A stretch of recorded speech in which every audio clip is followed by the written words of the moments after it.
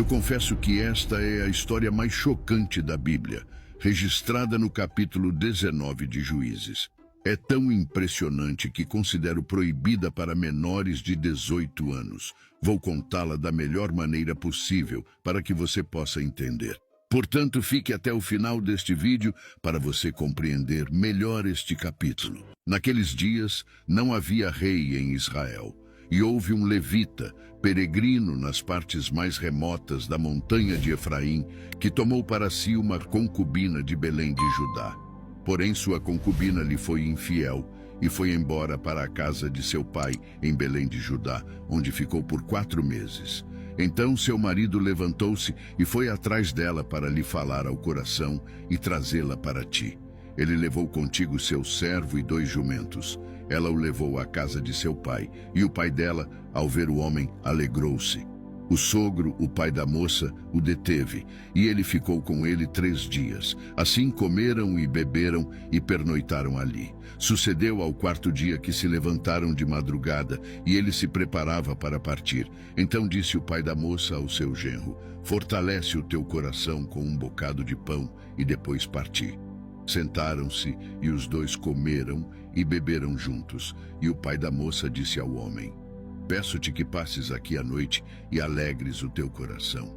Levantando-se o homem para partir, insistiu com ele o sogro até a tarde. Então jantaram ambos. Ao levantar-se para partir, o homem, seu genro e sua concubina, disse-lhe o pai da moça: eis que já entardece, peço-te que passes aqui a noite. Eis que já o dia declina, passa aqui a noite e alegra o teu coração. Amanhã de madrugada levanta-te e vai-te à tua tenda. Porém o homem não quis ficar ali mais uma noite. Levantou-se, partiu e foi até defronte de Jebus, esta é Jerusalém, com os 2 jumentos embornalados, com a sua concubina e o seu servo. Estando eles junto de Jebus, e já o dia tinha muito declinado, disse o servo a seu senhor: vamos, recolhamo-nos a esta cidade dos Jebuseus, e nela passemos a noite. O senhor, porém, respondeu-lhe: não entraremos em cidade de estrangeiros, que não seja dos filhos de Israel. Passaremos até Gibeá. E acrescentou: levanta-te, vamos passar a cidade ou a aldeia de algum lugar, onde possamos passar a noite. Prosseguiram, pois, até Gibeá de Benjamim, para passarem ali a noite. E entrando, sentaram-se na praça da cidade. E ninguém os recolheu em casa para passar a noite. E eis que um ancião veio da sua jornada, ao cair da tarde, da região montanhosa de Efraim, e ele era peregrino em Gibeá. E os homens daquele lugar eram filhos de Benjamim. E levantando os olhos, viu o homem, o viajante, na praça da cidade. E o ancião disse: para onde vais e de onde vens? Ele lhe respondeu: passamos de Belém de Judá até a parte mais remota da montanha de Efraim, donde sou, e fui até Belém de Judá, mas agora me dirijo à casa do Senhor.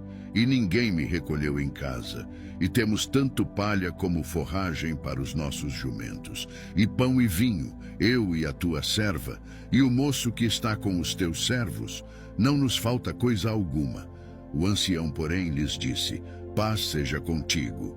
Tudo quanto te falta, isso há em minha mão. Contudo, não passarão a noite na praça. E os levou para sua casa e deu forragem aos jumentos. E lavando os pés, comeram e beberam. Estando eles alegrando o coração, eis que os homens da cidade, filhos de Belial, cercaram a casa, batendo à porta. E falaram ao ancião, dono da casa, dizendo: tira para fora o homem que entrou em tua casa, para que o conheçamos. O dono da casa saiu-lhes e disse: não, irmãos meus, rogo-vos que não façais semelhante mal. Já que este homem veio à minha casa, não façais essa insensatez. Eis minha filha, que é virgem, e a concubina dele. Eu as trarei para fora, humilhai-as e fazei delas o que vos parecer bom. Porém a este homem não façais semelhante loucura.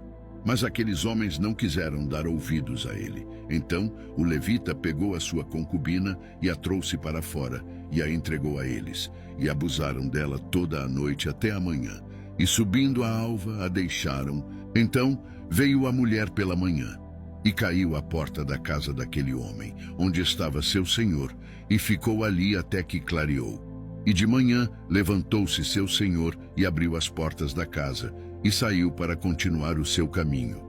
E eis que a mulher, sua concubina, estava caída à entrada da casa, com as mãos sobre o limiar. E ele lhe disse: levanta-te, vamos-nos embora.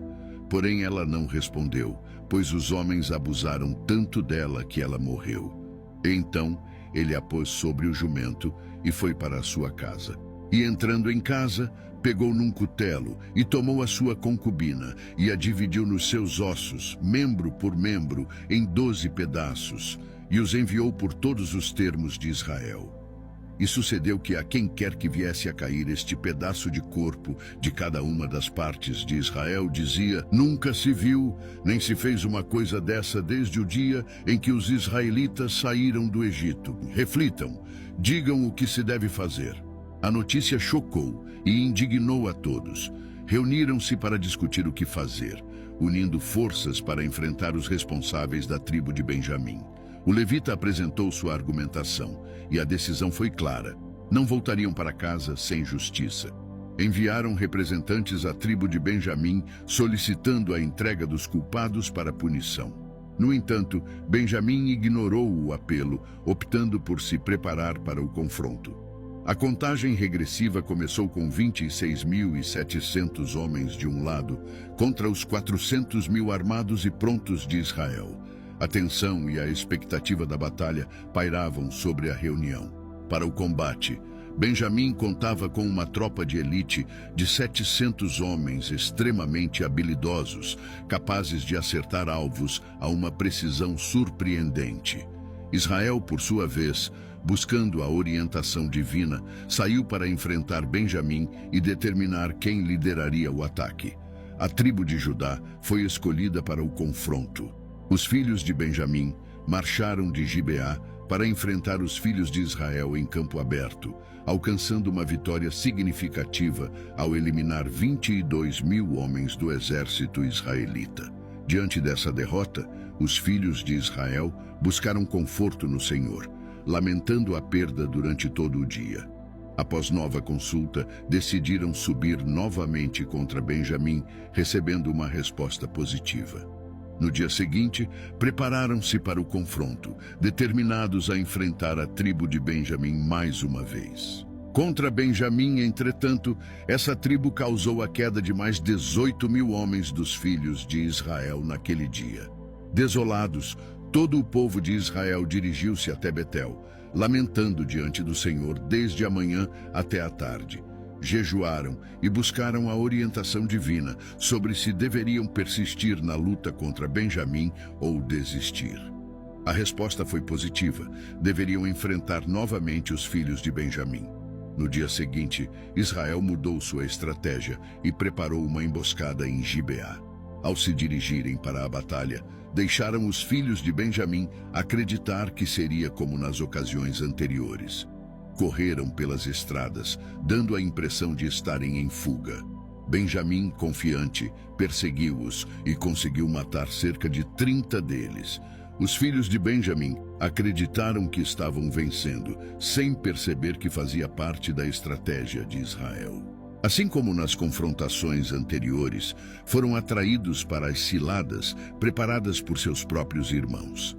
Naquele dia, o exército de Benjamim, inicialmente composto por 26.700 homens, sofreu uma baixa significativa, perdendo 25.100 soldados.